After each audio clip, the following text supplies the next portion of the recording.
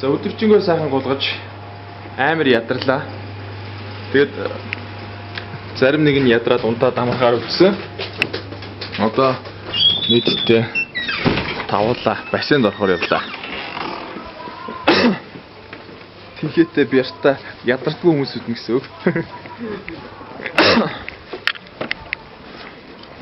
Нэгс 2 орон одоо 7 болж байгаад унтчихаар очиж сайхан сэлж байгаад бүр ядарч байгаа нэгс орой унтсан дээр. Хөө.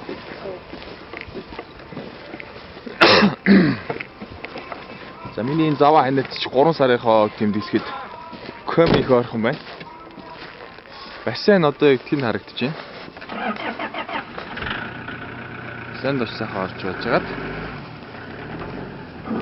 орой унтнаа. Энэ дэлгүүр банк бүх юм энд байгаа. За, нэг сайхан чулууш шумби